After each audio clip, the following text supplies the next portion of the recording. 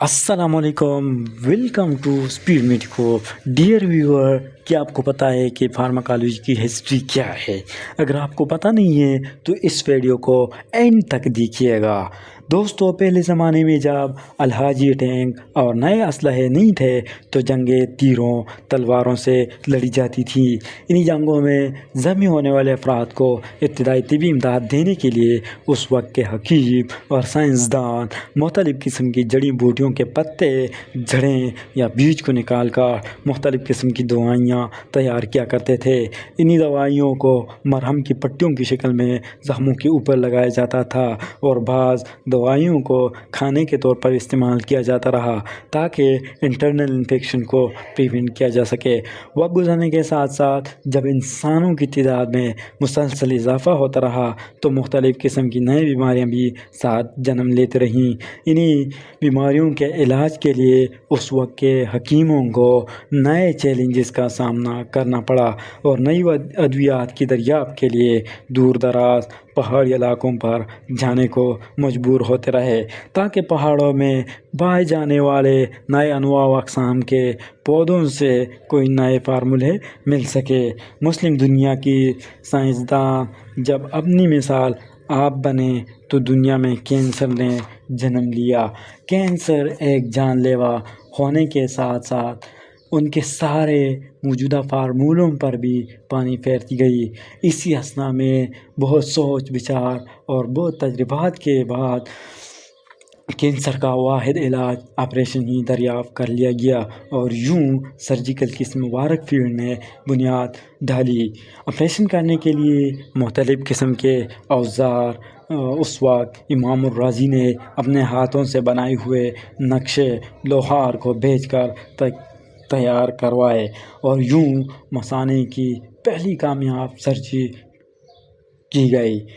Operation के दौरान मरीज़ के ज़ख्मों के दर्दों को कम करने के लिए कुछ अद्वियात बरोकार लाई गईं जिनमें अफ्यून यानी मार्फिन का नाम सर फहरिस्त है।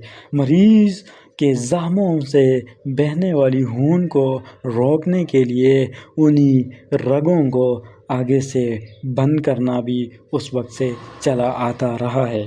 मरीज़ को बेहोश करने यानी एनेस्थीसिया देने के लिए उस वक्त कहीं दूर दराज इलाकों से पहलवानों को ढूंढ कर लाया जाता था।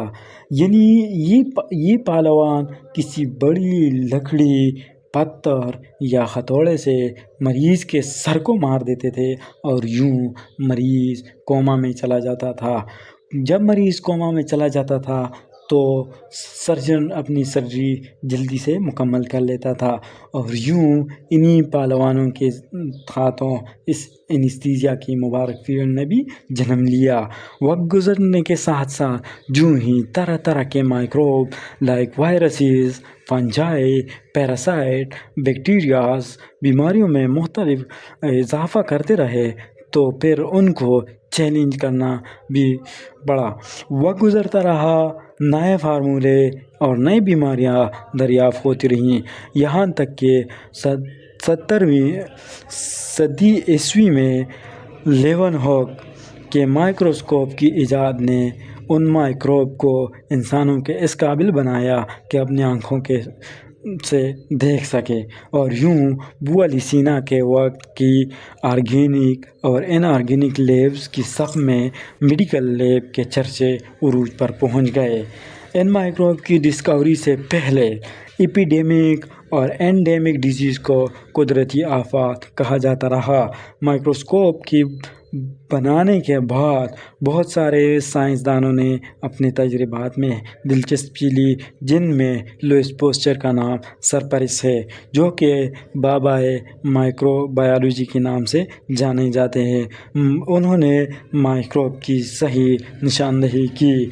लुईस पास्चर के बाद जोसेफ लेसर जो कि मौजूदा सर्जरी के फादर के नाम से याद किए जाते हैं, उन्होंने पहली एंटीसेप्टिक यानी माइक्रोब से पाक सर्जरी करके अपना नाम कमाया।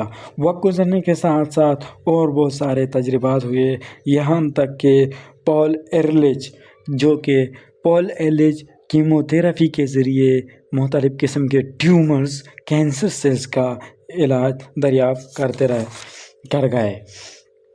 18ویں صدی عیسوی میں جب کاؤ پاکس اور اسمال پاکس وائرل انفیکشن نے دنیا کو اجاڑ کر رکھ دیا تھا تو اسی اثنا میں ایڈورڈ جینر 1997 کو ویکسین دریافت کر کے اسی امیونائزیشن فیلڈ کو فارماکالوجی میں نہ صرف گھسیٹ لے آئے بلکہ اس وقت اس بیماری کا کامیابی سے مقابلہ بھی کیا۔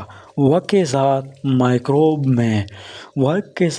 مائکروب کو لیبارٹری میں گرو کرنا اور ان کی نشاندہی اپنے عروج کے حد پار کر گئی، لیکن دوسری طرف لیبارٹرین کی سستی اور کاہل پن بھی اپنے عروج پر تھا، جن میں سے ایک الیگزینڈر فلیمنگ بھی تھے، جو 1928 میں ایک دن پیٹری ڈش پلیٹ کو انکوبیٹر میں رکھنے کے بجائے لیب میں ٹیبل کے اوپر چھوڑ کر چل پڑے۔ جب دوسرے دن واپس لوٹ آئے تو دیکھتے ہیں کہ مولڈ نے، جو کہ انہوں نے اسی پیٹری ڈش پلیٹ پر مائکروب کو اناکولیٹ کیا تھا، مولڈ نے انہی مائکروبس کی گروتھ کو پریونٹ کیا، اور یوں اس کی قسمت کھلی اور یہاں سے آگے مولڈ پر اور بیکٹیریا پر مختلف ایکسپیریمنٹ کرتا رہا، اور یوں 1928 میں فارماکالوجی کی فیلڈ میں ایک بڑا دھماکہ جو کہ پینسلین سے کیا۔ اسی صدی عیسوی میں 3 سائنسدانوں نے، یان بچھیم اینڈ شمڈ برگ نامی سائنسدانوں نے، اسی پینسلین کے دھماکے کی تفتیش کرتے ہوئے پچھلی ساری ریکارڈیں اکٹھا کر کے ایک کتابی شکل دی، جس کو آج کل فارماکالوجی کہا جاتا ہے۔ بڑے میاں WHO نے اس کتاب کو صرف 2 الفاظ میں سمرائز کیا ہے، جو کہ فارماکوکائنیٹکس اور فارماکوڈائنامکس کے نام پہ جانے جاتے ہیں۔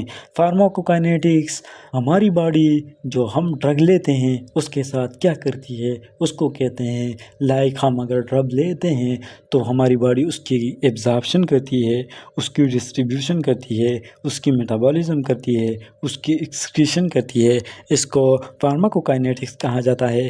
while on the other hand جو ڈرگ ہماری باڈی پہ ایکٹ کرتی ہے، جو mechanism of action of drug ہے، اس کو فارماکوڈائنامکس کا نام دیا گیا۔